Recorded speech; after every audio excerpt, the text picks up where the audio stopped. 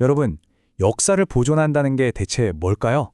가끔은요, 정말 오래된 책 한 권이 한 시대를 통째로 보여주는 창문이 되기도 하거든요. 오늘 우리가 살펴볼 이야기가 바로 그거예요. 1918년에 나온 책 한 권을 통해서 한국 역사의 아주 중요한 한 페이지를 한번 열어보려고 합니다. 자, 질문 하나 던져볼게요.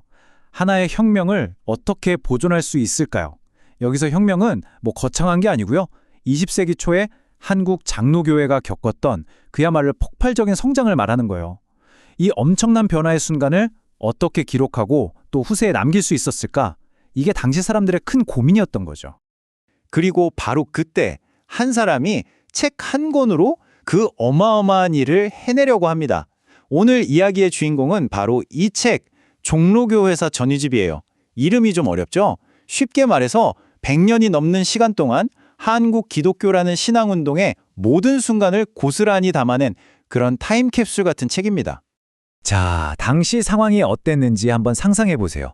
교회는 정말 무서운 속도로 커지고 있었어요. 그런데 문제는 그 모든 기록, 회의록, 통계 같은 것들이 제대로 관리되지 않고 그냥 여기저기 흩어져 있었다는 거예요.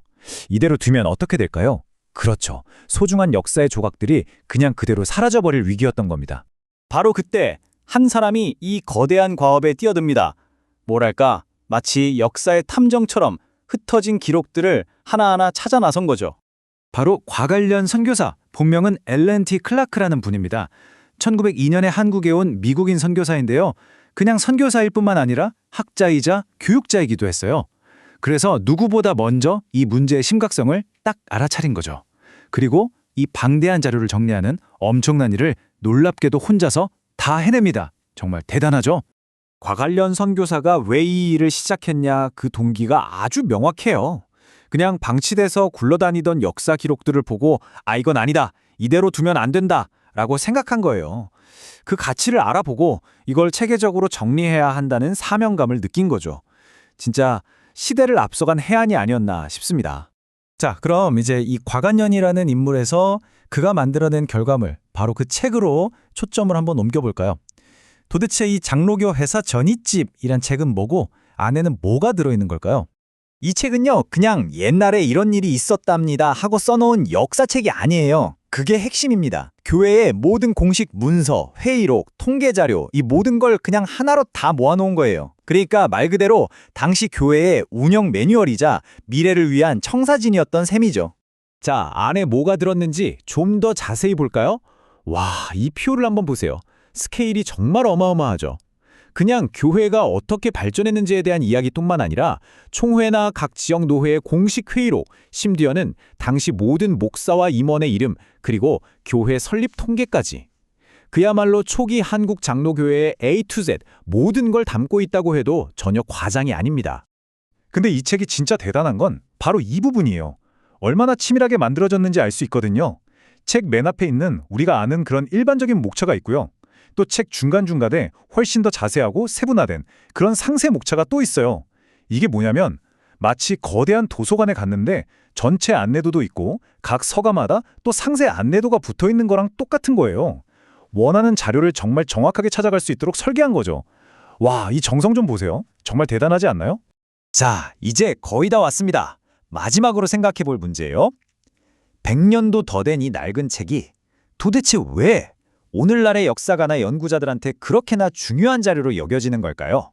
바로 이겁니다. 이 책의 가장 큰 가치는 이게 그냥 책이 아니라 1차 사료라는 점이에요. 1차 사료가 뭐냐면 누군가 나중에 보고 해석해서 쓴 게 아니라 그 당시에 만들어진 날 것 그대로의 기록이라는 뜻이에요. 그러니까 이걸 보면 우리는 과거와 직접 대화하는 것 같은 경험을 할 수 있는 거죠. 필터링 없이요. 그래서 연구자들이 이 책을 정말 보물처럼 여기는 건데요. 이유를 딱 정리해 볼게요. 첫째, 그 시대를 살았던 사람이 직접 만들었으니 당연히 정확하고 객관적이겠죠? 둘째, 그 방대한 자료가 너무나 잘 정리돼 있어서 필요한 정보를 찾기가 정말 쉬워요.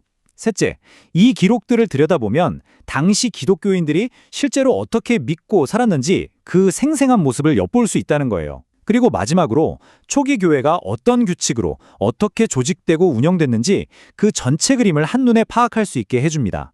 맞아요. 결국 이 수많은 문서와 통계는 그냥 딱딱한 데이터 덩어리가 아니에요. 이 기록들 한 장 한 장이 모여서 100년 전 이 땅에서 자기 믿음을 지키면서 치열하게 살았던 사람들의 모습을 생생하게 우리 눈앞에 그려주는 거죠. 자, 그럼 이제 진짜 마지막 질문입니다. 100년도 더 된 이 낡은 책 한 권이 과연 오늘을 사는 우리에게 무엇을 말해주고 있는 걸까요? 이 책이 우리에게 주는 교훈은 아주 분명합니다. 역사는요, 교과서에 나오는 그런 크고 거창한 사건들 속에만 있는 게 아니라는 거예요. 오히려 한 공동체의 삶과 숨결을 보존하려는 이런 꼼꼼한 기록 속에 진짜 역사가 살아 숨쉬고 있다는 거죠. 만약 곽완현 선교사의 이 엄청난 헌신이 없었다면 어쩌면 우리는 한국 역사에 정말 소중한 한 페이지를 영원히 잃어버렸을지도 모릅니다.